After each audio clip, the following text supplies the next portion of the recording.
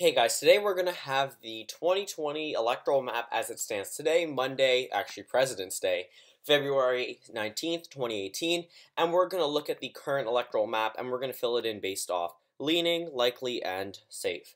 So, pure toss-ups I'll probably leave as gray. If not, I'll just include it as yellow. But first of all, I'm not going to list any Democratic candidates from the possibilities here. I'm just going to use the Democratic title, obviously, because we don't know who the 2020 nominee is. And we're just going to see how I believe Trump is standing within each state and how I believe they would vote depending on the candidate. Considering that we don't have an actual candidate, we're just going to see against a generic Democrat, as many of the polls have been using to gauge how unpopular or popular Trump is in certain states. So obviously, states on the western coast, this is a Democratic stronghold area, would go to the Democrat regardless of the nominee. So therefore, I would leave it as safe. And even if it wouldn't go to, there are probably no states that Trump has a possibility of winning that I would give safe to a generic Democrat, because obviously, if he has a possibility of winning it, it wouldn't be safe. But Alaska, that one would be pretty solid for Trump. But I'm going to start filling in states like respectively. Toss-ups, Arizona, that one would probably be lean red. Nevada is probably, at this point, leaning blue as well. Idaho, safe red. Montana, I'll actually leave as likely red. And that's because we saw in the 2017 special election that Trump is really losing his approval there. If you look at the approval rating polls, it's not the margin he won by in 16. And the 2017 special election shows that a number of people are coming out against the president, supporting the Democratic candidates. But Wyoming, obviously, safe Democratic state. North Dakota, that one you could leave. Pretty much for Trump, it would be safe Trump. But looking on a congressional level, there could be a possibility of an overturn there. Nebraska, I would leave that as safe Trump, but I'd leave that one electoral vote as toss-up, and I'd leave one electoral vote as likely red. And that would pretty much fill in the rest of the map. Kansas, I would leave that one as likely red. Oklahoma would be safe red. Texas would be lean red.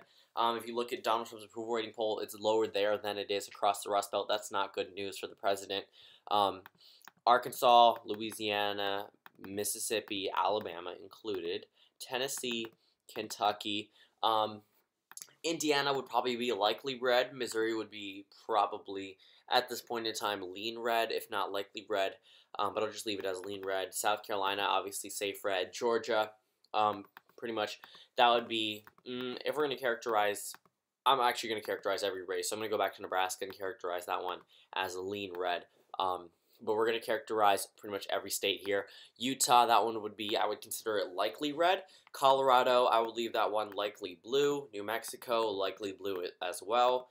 And now we have the rest of the states. So obviously up in the Northeast, state of Maryland, safe blue, safe blue. Funny thing is I'm going to go see Governor Hogan today, my governor from the state of Maryland.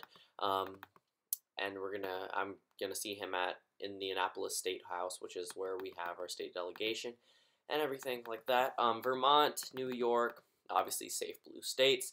Illinois, safe blue. Iowa, I would leave that one as probably leaning Trump. Ohio, leaning Trump as well. West Virginia, I would leave that one as safe for Trump. Actually, I don't know if I trust those polls out of West Virginia showing Trump only ahead by 3%. I'm still going to leave that as safe. But Virginia, I would leave that one as actually likely blue, not leaning blue. North Carolina, that's a little tough. Florida, I would leave as leaning blue, based off where Trump stands today. Across the Rust Belt, I would leave Minnesota as likely blue. Wisconsin as leaning blue, Michigan as likely blue, and Pennsylvania as leaning blue. North Carolina, that one's pretty much still leaning towards Donald Trump. Approval rating's not so high in that state. But New Hampshire, I would leave that one as likely for the Democrats, considering everything Trump has said about New Hampshire.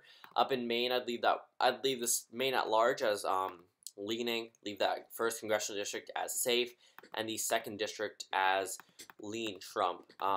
So looking at the map, we have 307 electoral votes for the Democratic candidate if everything goes through according to approval rating polls. And just based off statewide analytics and where they voted in 2016. And looking at the map, a number of these states, depending on the candidate, could go blue. The ones that are light red could go blue, depending on the candidate. Or states that are light blue or even leaning blue could go red, depending, again, on who the Democratic candidate is. So, as of today, the Democrat has 307 electoral votes, winning back the Rust Belt and the state of Florida, whereas Donald Trump would hold on to everything he won in 16 except for Wisconsin, Michigan, and Pennsylvania, and Florida.